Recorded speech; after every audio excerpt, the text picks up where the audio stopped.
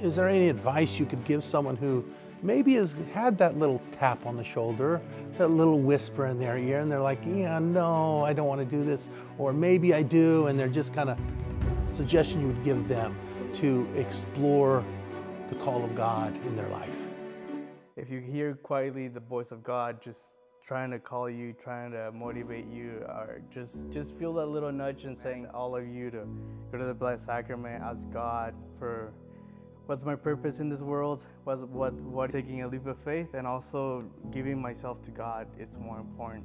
3 pillars: prayer, sacraments, and service.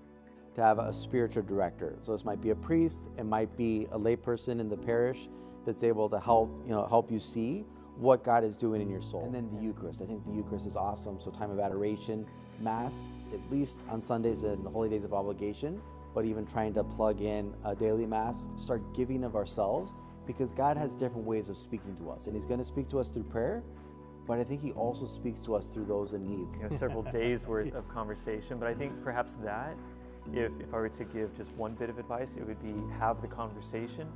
Have the conversation with those men, those women who are a couple years, a couple miles down the road from will be calling your heart in a unique way. And so though you can see similarities among the vocations that you may be walking, that our Lord is calling you to seek that personal encounter with Christ in really growing in personal virtue, maintaining daily conversation with our Lord.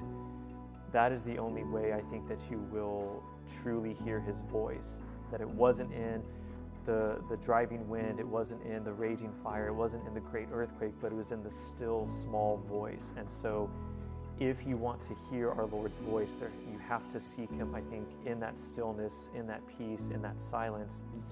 Well, my advice to all of you listening and who want and desire to discern your vocation, whichever it may be, right? Religious life, marriage, single life.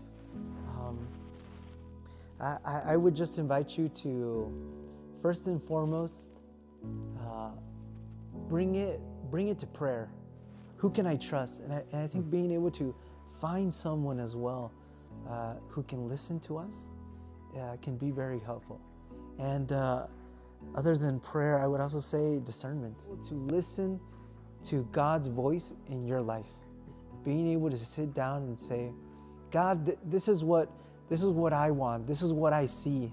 But also being able to ask God, well, hey God, what do you want for my life? What do you invite for me? What do you dream of me? Because I think God also shares our dreams and desires. Take courage. Know that you're not alone. God walks with you. I'm sure your family, your friends walk with you. And pray about it. Discern. Ask yourself. Search.